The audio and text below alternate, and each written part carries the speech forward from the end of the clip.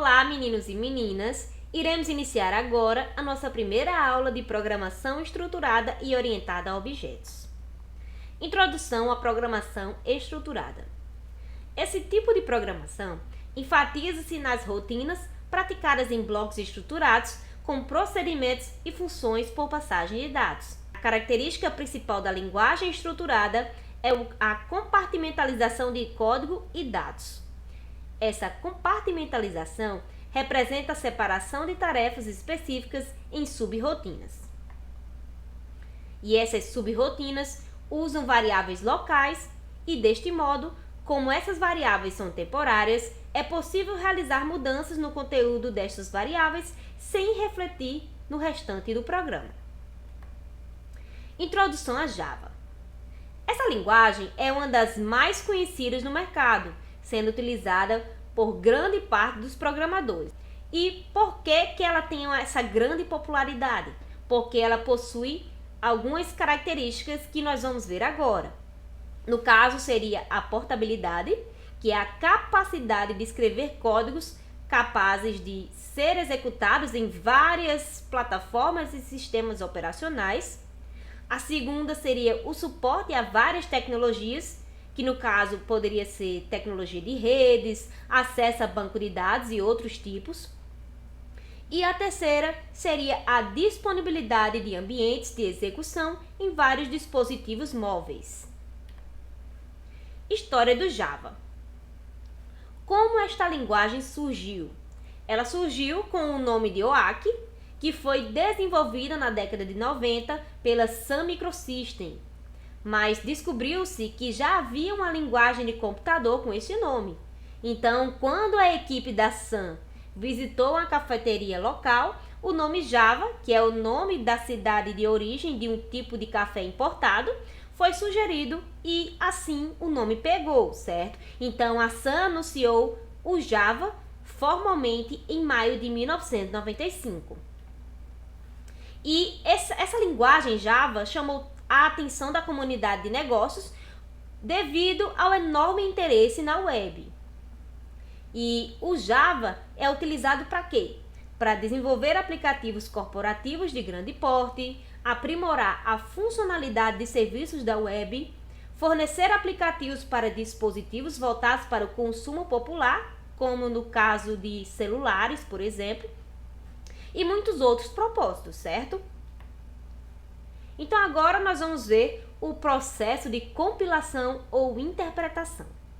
A característica da portabilidade do Java é muito marcante. Um programa é portável se ele pode ser executado em diferentes plataformas de software ou hardware.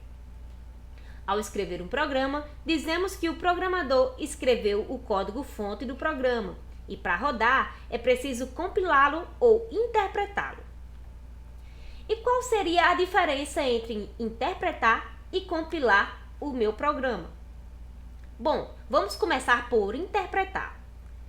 Interpretar é entrar com o código-fonte em um programa chamado de interpretador.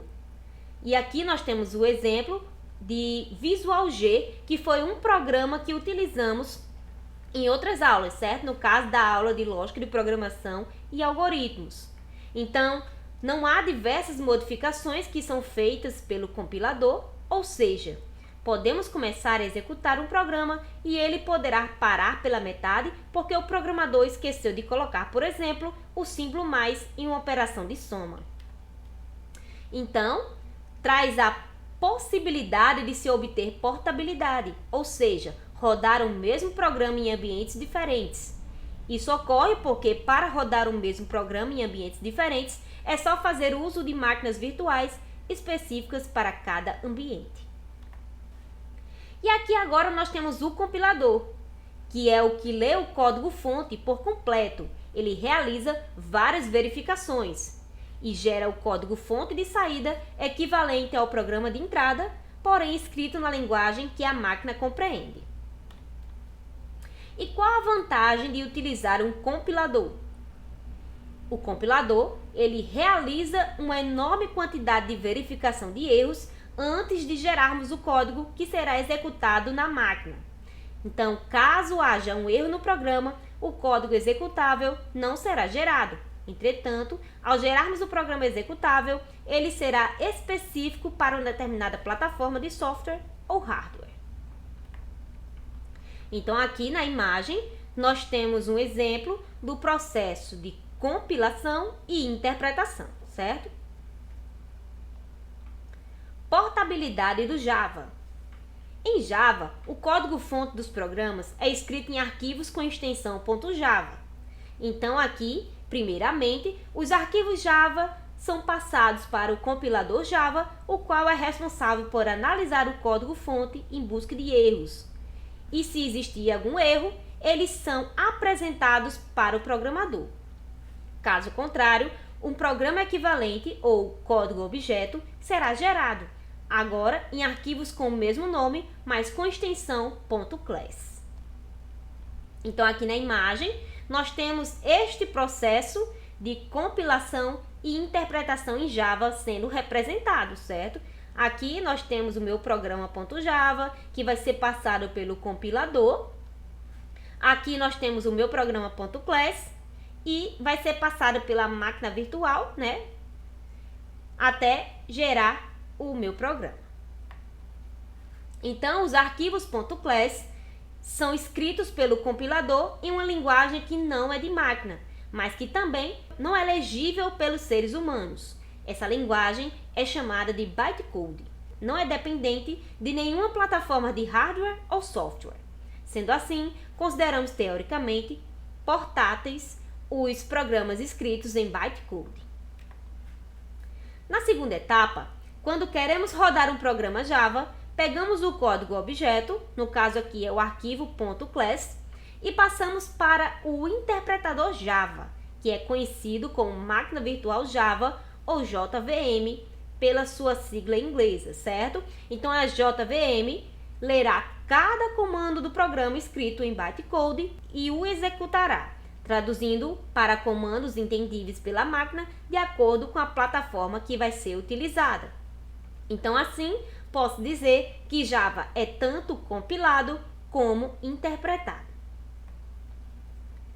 Então, a portabilidade de Java se dá, então, como apresentado nesta imagem que nós temos aqui, certo? Então, aqui nós temos o programa Java, ou código-fonte, nós temos um compilador e várias máquinas virtuais, né? JVM. Uma para cada plataforma de execução diferente, como podemos observar bem aqui.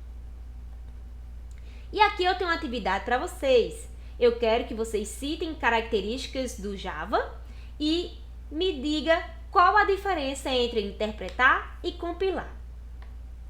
E o que nós aprendemos hoje?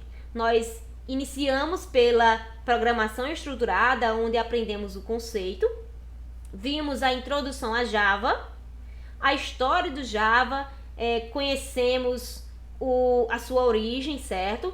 Vimos também o processo de compilação ou interpretação. Aprendemos a diferença entre os dois e qual a vantagem da compilação. E também sobre a portabilidade de Java, certo? Então, aqui nós temos as duas referências. Por hoje é só e até a próxima aula.